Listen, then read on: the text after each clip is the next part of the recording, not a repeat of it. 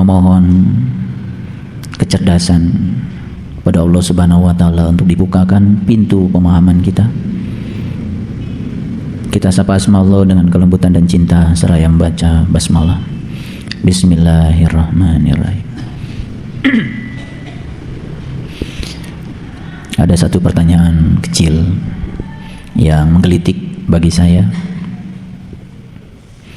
Sebetulnya iblis itu tempat kediaman asalnya itu di mana? Lalu pertanyaan berikutnya, nanti juga iblis tempat kediaman akhirnya di mana? Kan gitu. Di mana tempat kediaman awalnya iblis? Di surga ya. Jadi ternyata iblis itu dulu penduduk surga. Kata siapa? Ya kata Quran. Kan di Quran itu surat Al-Hijr itu ayat 34 Allah mengatakan, qala, Allah berfirman, fakhruj minha fa innaka rajim. Fakhruj minha, keluarlah daripadanya. Nah, di dalam terjemahan Departemen Agama, nya itu adalah surga. Keluarlah daripadanya. Berarti keluar dari mana? Keluarlah dari surga. Fakhruj minha fa innaka rajim, sesungguhnya kamu terkutuk.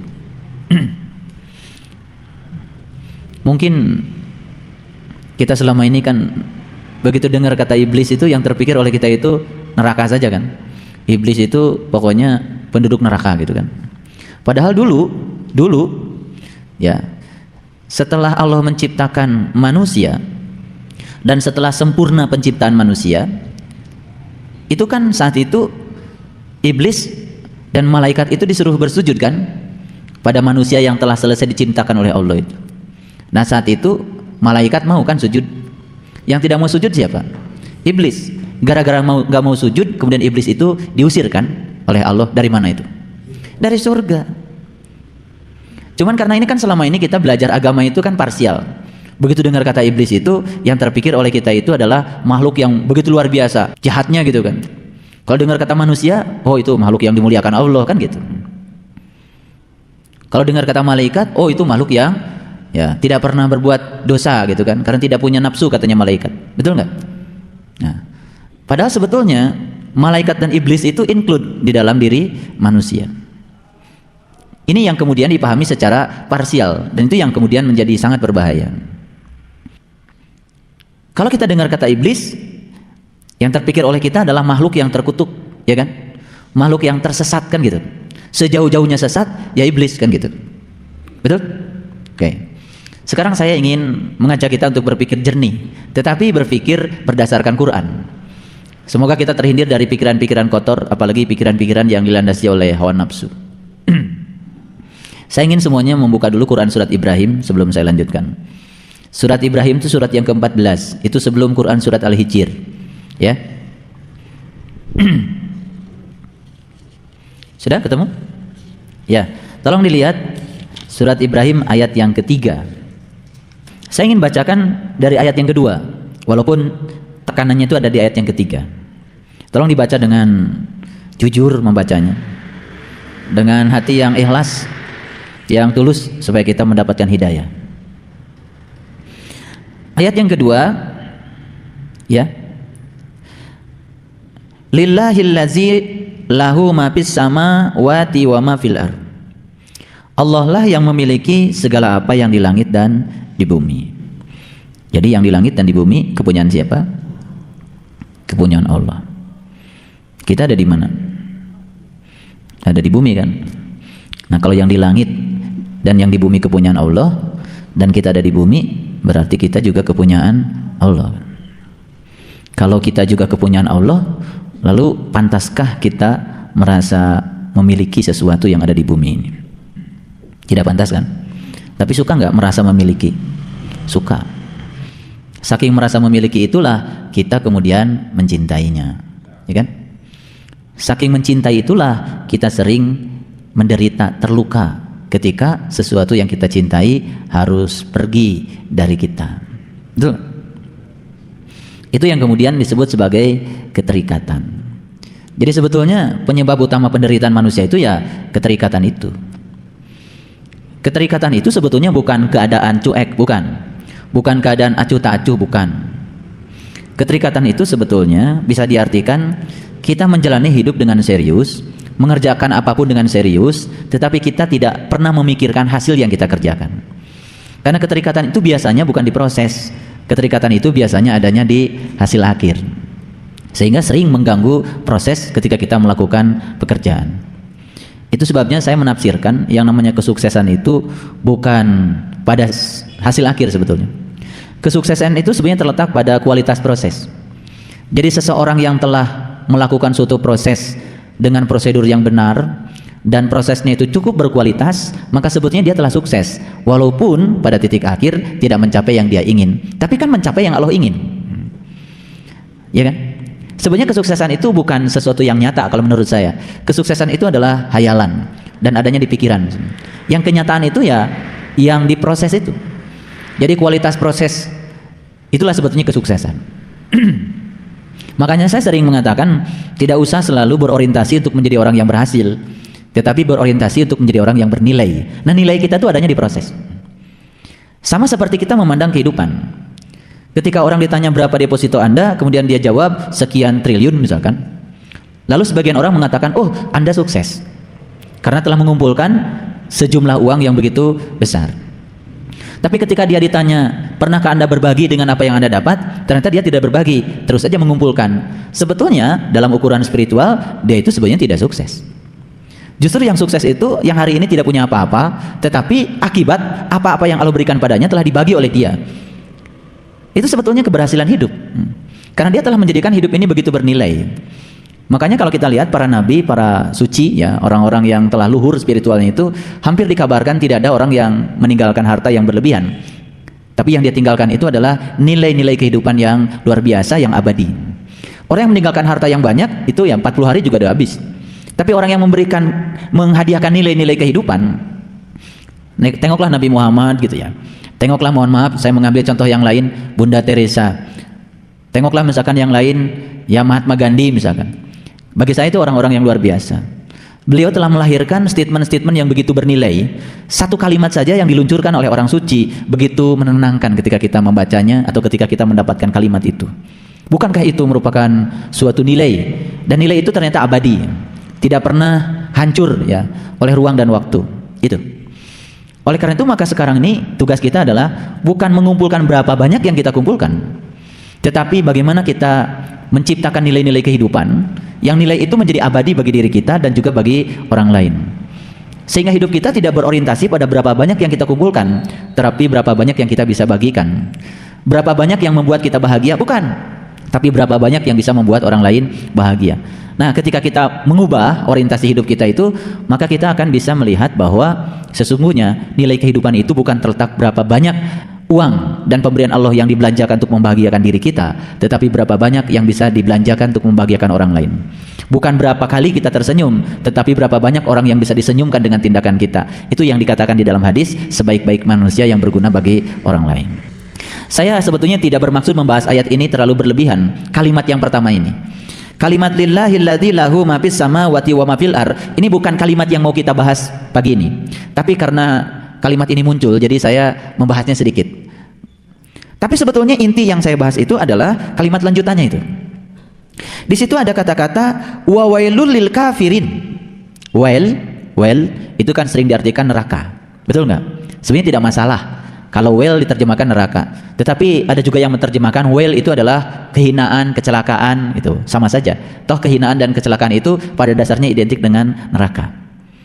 Nah, kalau kata neraka ini diekstrapolasi pada pemahaman yang lebih luas lagi, sebenarnya neraka itu yang selama ini diidentikan dengan nar, dengan api, pada hakikatnya sebenarnya neraka itu ya segala perwujudan yang buruk, segala perwujudan yang tidak menyenangkan, semua penderitaan, kesedihan, penyesalan yang berbau negatif itu sebetulnya bisa berkategori neraka. Makanya sesuatu yang masuk akal kalau wail itu diartikan juga sebagai neraka. Tapi sebetulnya wail itu adalah kecelakaan. Ketika kita baca Quran surat Ara'aital ladzi yukadzibu biddin fazalikal ladzi yad'ul yatim wala yahuddu ala ta'amil miskin fawailul lil musallin. Itu diterjemahkan oleh Departemen Agama neraka wel untuk orang yang salat. Tapi sebetulnya lebih pas, lebih universal sebetulnya kalau diartikan kecelakaanlah bagi orang yang salat. Apa sih kecelakaannya bagi orang yang salat? Kok yang sholat celaka gitu? Celakanya itu ketika dia merasa sudah sholat. Kecelakaannya itu ketika dia merasa sudah mengabdikan diri kepada Allah. Kecelakaannya itu dia merasa dirinya sudah soleh, padahal sebenarnya dia belum sholat, dia belum mengabdikan diri kepada Allah. Sholatnya itu hanya sibuk memikirkan yang dia tahu, yaitu urusan-urusan duniawinya. Itu yang menyebabkan dia celaka. Gitu. Sebenarnya di dunia juga kecelakaannya sudah kelihatan, apalagi kelak di akhirat.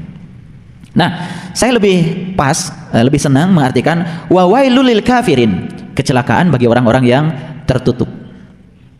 Ya, tertutup penglihatan kolbunya. Kenapa? Ya. Min azabin syadid. Nah, di sini ada kata-kata karena siksaan yang sangat pedih. Nah, biasanya kalau dengar kata-kata siksaan yang sangat pedih, lalu pikiran kita kan neraka. Dan neraka itu katanya nanti kan gitu. Padahal sebetulnya kecelakaan itu sudah ada sekarang. Kecelakaan itu sudah ada sekarang. Yang wujudnya itu adalah penderitaan batin, penderitaan jiwa. Cuman penderitaan jiwa ini sekarang ini masih ada kompensasinya, karena dia masih mendapatkan seolah-olah kebahagiaan-kebahagiaan yang non jiwa, yang disebut dengan kebahagiaan dunia, kan gitu. Jadi di pergantian akhir tahun, ya dari tahun 2011 ke 2012, ya malam itu kan menjadi malam yang sangat luar biasa, sehingga setiap orang itu merayakannya dengan upacara-upacara yang pada dasarnya sebetulnya tidak menimbulkan nilai. Jadi semua kota kabupaten itu saya dengar menginvestasikan uang ratusan juta untuk melakukan suatu upacara, mengumpulkan masyarakat untuk hiburan di balai-balai kota. Ya, ada karaokean, ada bakar petasan, ada bakar kembang api, dan itu ternyata jumlahnya itu ratusan juta. Jadi kalau satu kota kabupaten saja kecil-kecilan untuk acara itu 500 juta, itu kecilnya ya, kecilnya. Kalau saya baca di koran itu sampai miliaran. Ya, itu di seluruh Indonesia berapa kota kabupaten yang pada saat yang sama membakar kembang api dan petasan untuk merayakan pergantian tahun, bukan muhasabah, bukan mengevaluasi diri apa yang kita lakukan tahun kemarin, tindakan apa yang kita ciptakan, kita imajinasikan untuk membangun tahun depan menjadi lebih baik. Subhanallah. Jadi kemarin di Jambi dan Padang itu berkumpul jamaah kita, semuanya di situ, dan juga dari berbagai elemen masyarakat. Saya memulai untuk wirid agung itu jam 10 malam. Dan setelah jam 12, begitu pas jam 12 itu pas ketika membaca kalimat la haula wala quwata illa billahil aliyil azim, saya matikan lampu dan kemudian saya merasakan seperti ada sebuah sensasi yang luar biasa. Di saat di kiri kanan saya mendengar suara petasan dan kembang api yang bergemuruh seantero Sumatera Barat. Kemudian semua kita melantunkan kalimat yang indah, la haula wala quwata illa billahil aliyil azim, dan kemudian semua sajak muhasabah, dan saat itu semuanya menangis histeris karena ternyata di saat kita pasrah total kepada Allah, Allah membukakan pintu kolbu kita luar biasa, dan semua orang yang hadir di situ menyaksikan ruangan gelap itu penuh dengan bintang-bintang. Subhanallah. Kalau saya cerita itu merinding ya, karena itu setelah selesai acara kemudian mereka sharing semuanya dan luar biasa. Ya, saya bilang mudah-mudahan ya wirid kita ini menjadi pasak biar bumi ini tetap beredar stabil di tempatnya di saat semua orang melakukan tindakan-tindakan yang mengurangi kestabilan bumi ini. Dan bumi ini kalau sudah tergelincir dari peredarannya, ya itulah ya kehancuran. Jadi siksaan yang sangat pedih ini oleh orang-orang yang tertutup penglihatan batinnya itu tidak terasa.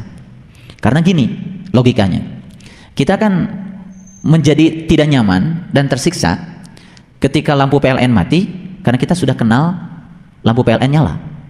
Betul nggak? Jadi kalau tiap hari lampu di rumah kita nyala terus tiba-tiba mati, kan kemudian kita uring-uringan. Betul nggak? Uring-uringan, tidak nyaman. Mau ngecas HP nggak bisa, ya kan? Mau nyalakan microwave nggak bisa, karena selama ini kan kita dimanjakan oleh listrik. Mau nyalakan TV nggak bisa, ya kan? Semua aktivitas di rumah mati. Padahal dulu juga kan kita asalnya tidak bergantung pada listrik. Menjadi tidak nyaman ketika kita mencoba untuk bergantung padanya. Tapi orang-orang yang sampai hari ini tidak mengenal listrik, mereka hidup nyaman-nyaman saja. Kita itu menjadi tidak nyaman karena sudah kenal listrik. Betul nggak? Jadi orang yang belum kenal listrik sebetulnya nyaman-nyaman saja. Nah, siksaan jiwa, siksaan batin, ketika seseorang masuk pada kegelapan yang luar biasa, itu terasa siksaan itu menyesakan saat dimana kita sudah mengenal bagaimana nikmatnya ketika berada di alam yang terang benderang. Betul. Nah, tetapi mereka yang sampai hari ini tidak merasakan nyamannya di alam yang terang benderang, mereka gelap-gelapan tidak masalah. Padahal itu suatu siksaan sebetulnya. Nah, cuman siksaan itu dialihkan dengan kesenangan-kesenangan duniawi yang bisa mereka ciptakan. Bakar kembang api, bakar itu, ya karaokean macam-macam. Saya tidak mengatakan karaokean salah. Tidak. Tetapi kalau misalkan sudah melampaui batas kan jadi ujungnya hura-hura kan gitu. Kemudian ayat berikutnya, tolong diperhatikan ya. Kenapa orang itu mendapatkan siksaan yang pedih? Kenapa orang yang tertutup itu mendapatkan siksaan yang pedih? Kemudian Allah mengatakan, alladzina yastahibbunal hayatud dunya. Penyebab utamanya itu sebenarnya cuma satu, yaitu menyukai. Sebenarnya kalimat yang dipakai itu yastahibbu. Nah, yastahibbu itu sebenarnya mencintai. Ini bukan sekedar menyukai ini, yaitu orang-orang yang lebih mencintai sebetulnya kehidupan dunia daripada kehidupan akhirat, ya. Alladzina yastahibbunal hayatad dunya 'alal akhirah. Gitu. Nah, kalau kita baca kalimat yang berikutnya, wa yasudduna an sabilillah wa yabgunaha iwaja. Nah, yang berikutnya adalah menghalang-halangi jalan Allah dan menginginkan jalan Allah itu bengkok.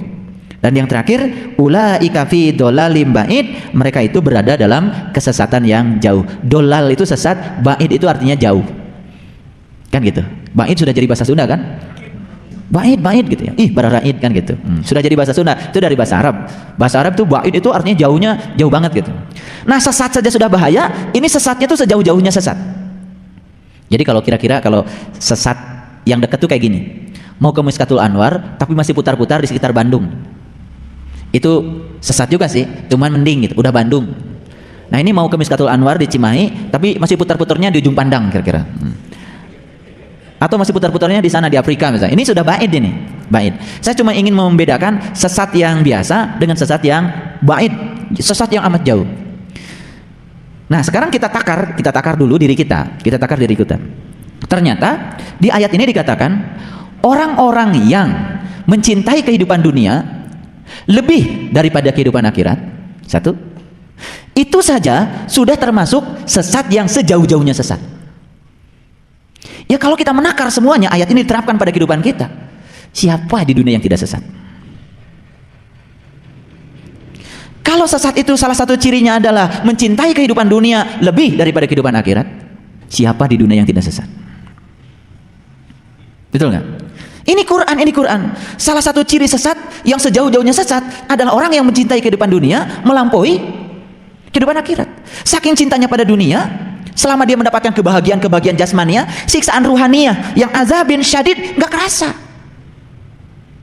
Sebetulnya siksaan Allah pada wilayah ruhaniyah itu hanya akan dirasakan oleh orang-orang yang sudah mengenyam kehidupan ruhaniyah itu kayak apa nikmatnya. Ketika tidak mendapatkannya, baru dia akan tersiksa. Yang belum mendapatkannya tidak merasa tersiksa.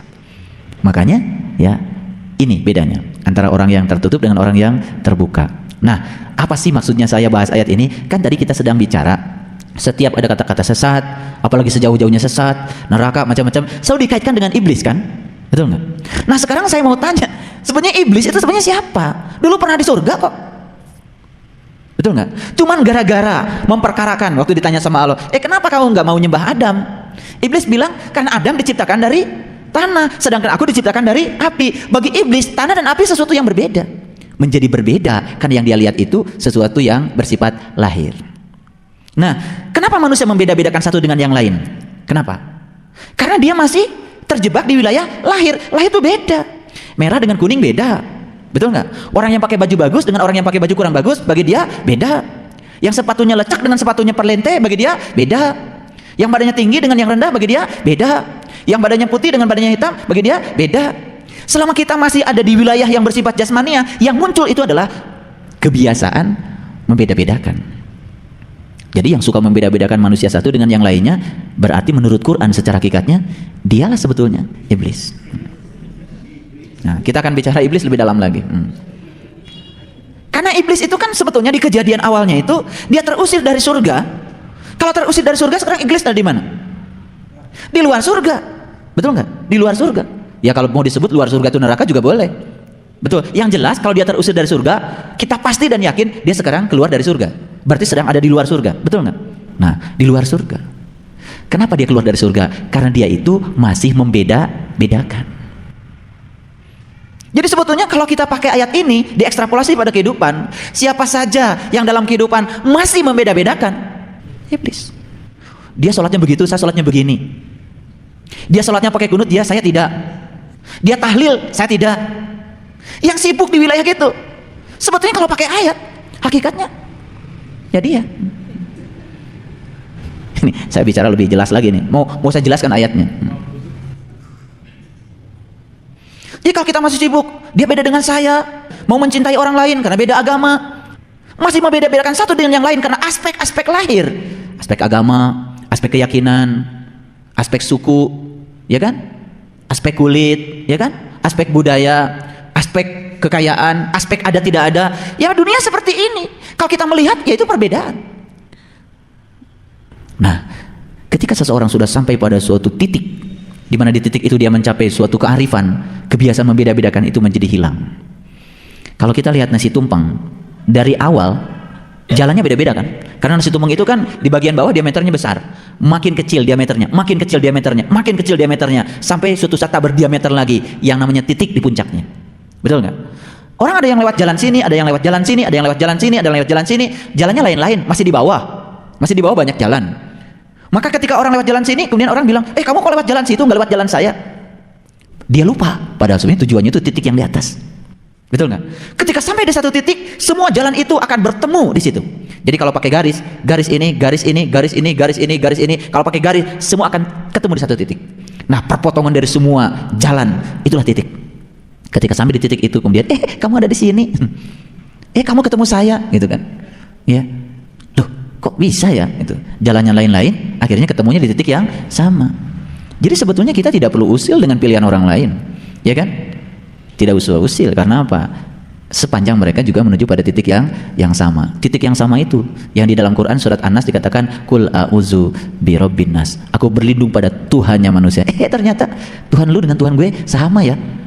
Kenapa kita dulu berantem? Karena lu dengan gue nyebutnya beda. Karena saat itu lu dan gue belum tahu yang disebut. Betul nggak?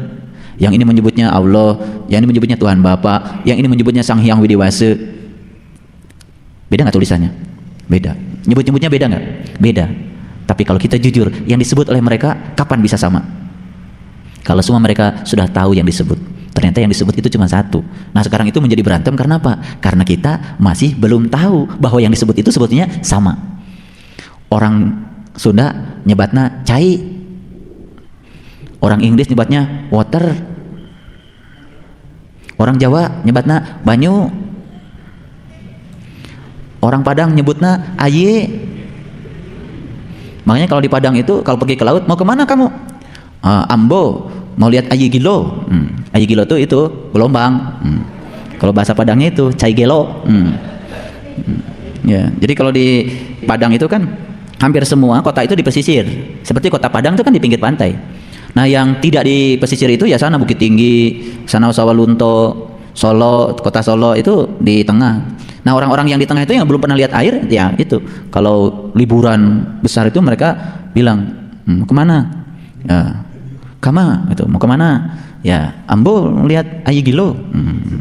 Nah dulu saya juga pusing lihat cai gelo di mana. Ternyata lihat laut. Laut. Ya. Jadi dia menyebutnya aye. Kita menyebutnya cai, ada yang menyebutnya water. Berantem nggak kira-kira sebelum tahu air? Berantem. Kata orang Sunda, anu tiasa dieut mah cai. Seorangnya, bukan. Yang bisa diminum itu banyu. Kata orang Inggris, kamu salah dua-duanya. Yang benar itu water. Kita itu baru mengenal huruf-huruf aja udah sombongnya luar biasa, merasa sudah benar. Padahal sebetulnya itu sedang menyebut sesuatu yang disebut. Nah, ketika masing-masing ini yang kamu maksud, oh iya itu, ketawa semua kan? Betul nggak?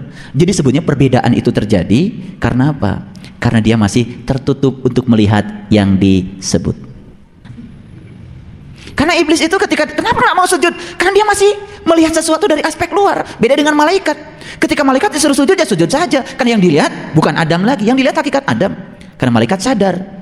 Fa idza sawaituhu wa nafakhtu fihi min ruhi, dan ketika telah selesai penciptaannya, aku tiupkan ruhku. Ditiupkan ruhku, ditiupkan ruhku pada semuanya. Berarti kalau ruhku ditiupkan pada semuanya, pada masing-masing orang itu ada ruhku.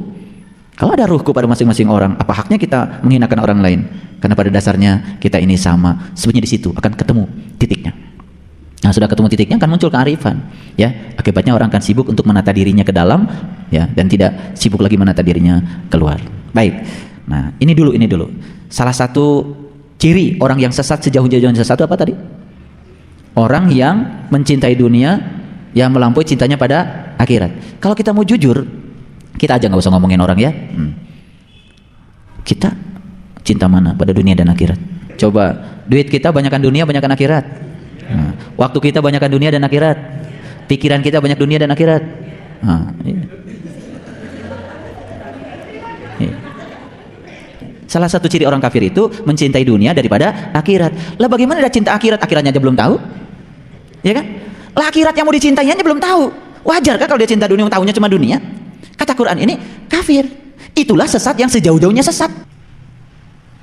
Di dalam Quran surat Al-Ma'arij, ayat yang keempat, di situ kan dikatakan